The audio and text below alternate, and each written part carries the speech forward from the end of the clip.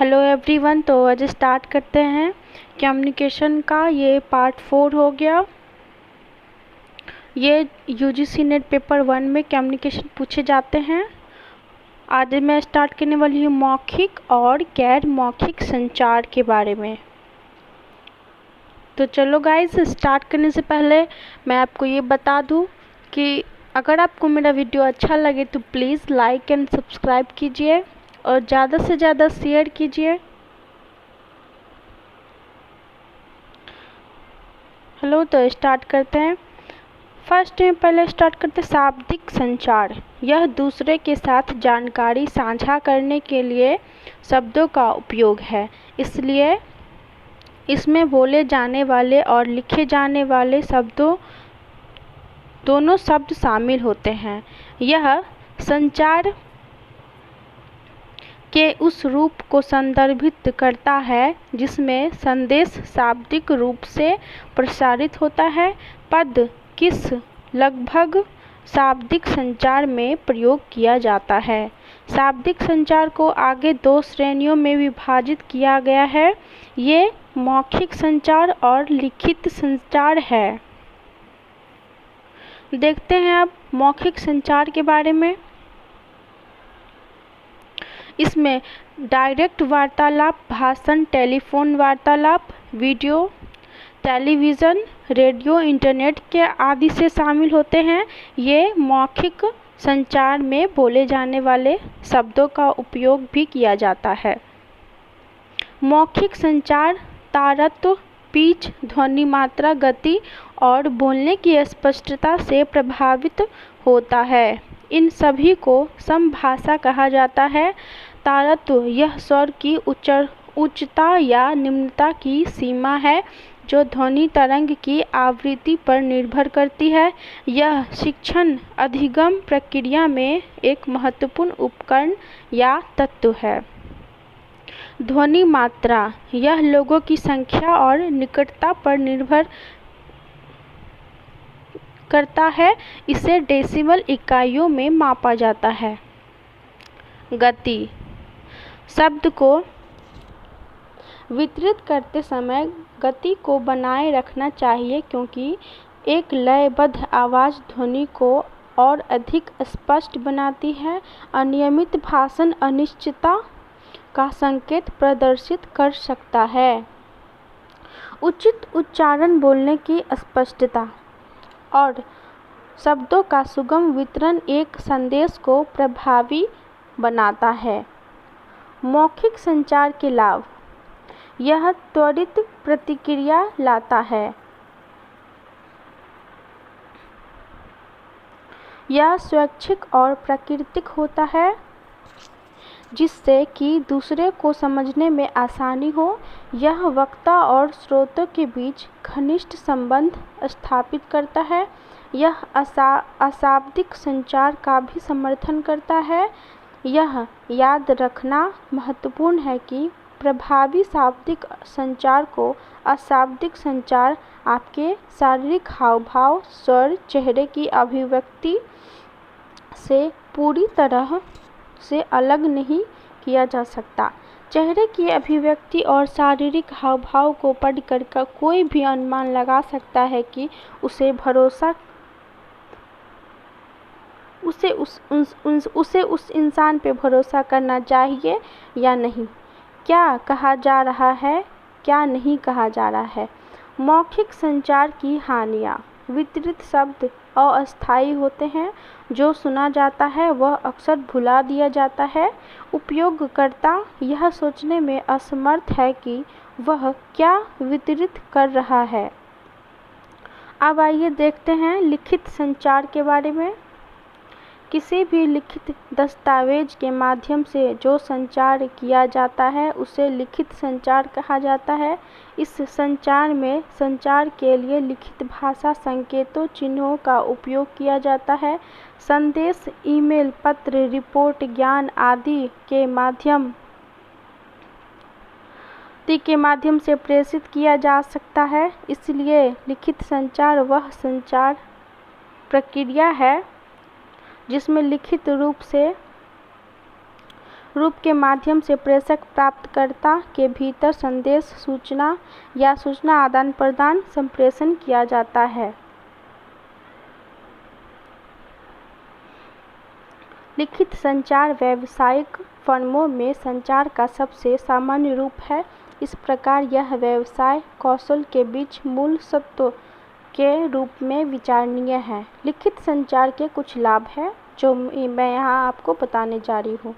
भेजे जाने से पहले संदेश को कई बार संशोधित और संपादित किया जा सकता है। इस प्रकार त्रुटि की संभावना कम होती है।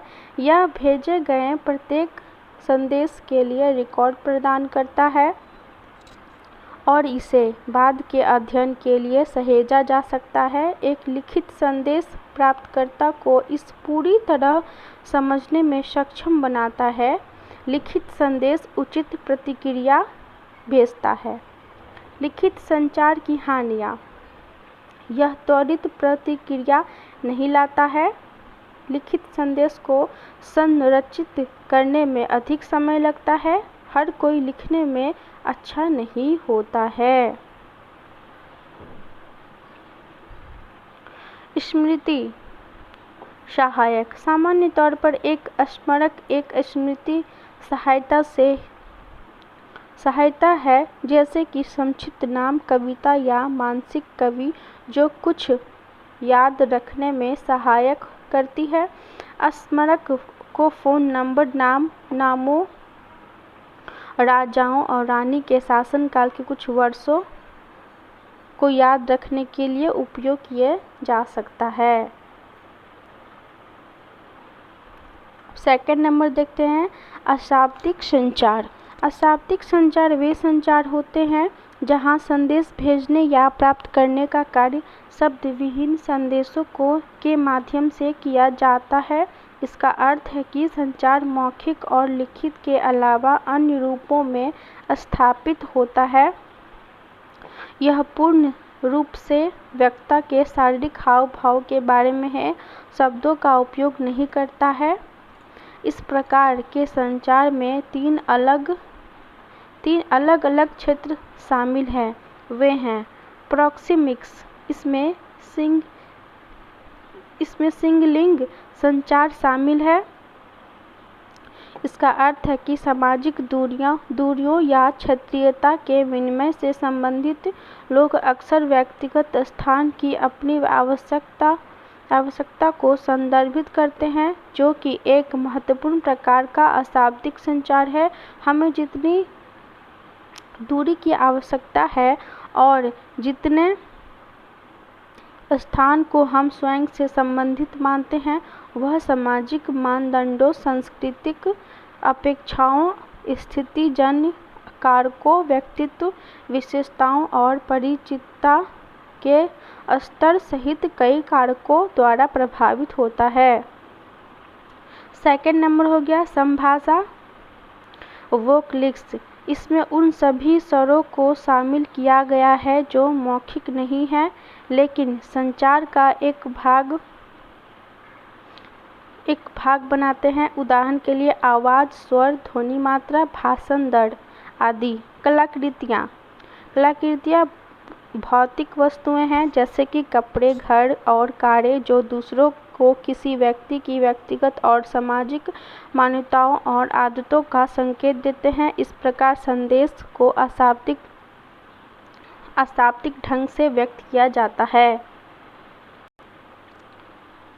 दिखावट रंग, कपड़े, हेयर स्टाइल की हमारी पसंद तथा दिखावट को प्रभावित करने वाले अन्य कारकों को भी अशाब्दिक संचार का एक साधन माना जाता है। बस उन सभी सूक्ष्म निर्णयों के बारे में सोचें जो आप जल्दी से किसी के बारे में उसकी दिखावट के आधार पर बनाते हैं। यह प्रथम छापे महत्वपूर्ण है। यही कारण है कि विशेषज्ञों का सुझाव है कि नौकरी तलाशने वालों को संभावित नियोक्ताओं के साथ साक्षात्कार के लिए उचित पोशाक में मिलना चाहिए। शोधकर्ताओं ने पाया है कि दिखावट इसमें एक भूमिका निभा सकती है कि लोगों को कैसे माना जाता है, यहाँ तक कि कितना कमाते हैं। 1996 के एक अध्ययन में पाया गया है कि जिन न्यायवादियों को अपने साथियों की तुलना में अधिक आकर्षक समझा जाता था, वे कम आकर्षक न्यायवादियों की तुलना में 15% अधिक कमाते थे। दिखावट को कैसे आंका जाता है, इस पर संस्कृति एक महत्वपूर्ण प्रभाव है। जहां पतलेपन को पश्चिमी संस्कृतियों में महत्व दिया जाता है, कुछ अफ्रीकी जो होते हैं वो मोटे शरीर को बेहतर स्वस्थ, धन और सामाजिक स्थिति में संबंधित करती है। हैप्टिक्स, यह शाब्दिक संचार का एक रूप है। यह वह तरीका है जिसके द्वारा लोग मनुष्य को स्पर्श के माध्यम से संचार करते हैं। भावनाओं और मनोभावों को संप्रेषित करने के लिए स्पर्श सबसे प्रभावी साधन है। अब देखते हैं काइनेसिक्स। शब्द काइनेसिक्स मूल शब्द काइनेसिस से आया है, जिसका अर्थ है गतिविधि, और यह हाथ, भुजा, शरीर और चेहरे की गतिविधियों के अध्ययन को संदर्भित करता है। इशारों, शरीर की गतिविधियों और मुद्राओं, आँखों के संपर्क और चेहरे के भावों का उपयोग सभी काइनेसिस है। क्रोनोमिक्स, यह शाब्दिक संचार में समय के उपयोग का अध्ययन है। समय की धारणाओं में समय निष्ठा, प्रतीक्षा,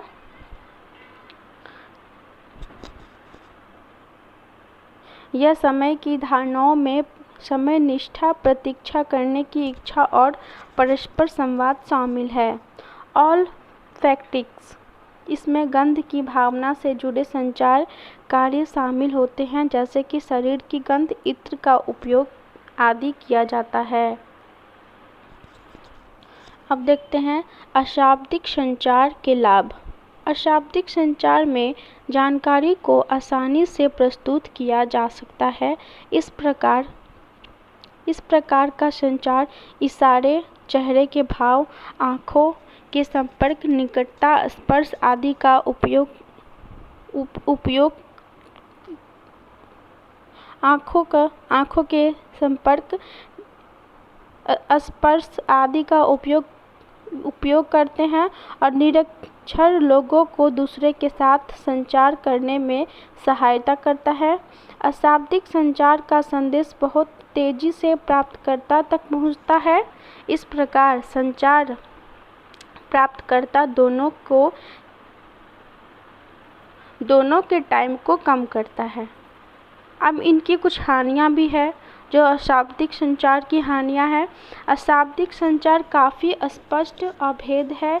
इस प्रकार के संचार लंबी बातचीत और आवश्यक स्पष्टीकरण संभव नहीं है।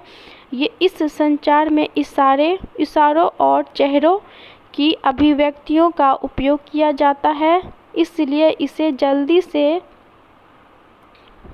अंडरस्टैंड करना मुश्किल हो जाता है। किसी भी चीज़ के अर्थ को स्पष्ट करने के लिए बहुत सारी पुनरावृत्तियों की आवश्यकता होती है। अशाब्दिक संचार अन्य संचार की तरह किसी भी नियम, औपचारिकता या संरचना का पालन नहीं करता है। अशाब्दिक संचार में सूचना के विरूपण की काफ़ी संभावना होती है। हेलो गाइस, तो उम्मीद करती हूँ आपको मेरा वीडियो अच्छा लगा, और प्लीज़ आप मेरे वीडियो को लाइक कीजिए, सब्सक्राइब कीजिए।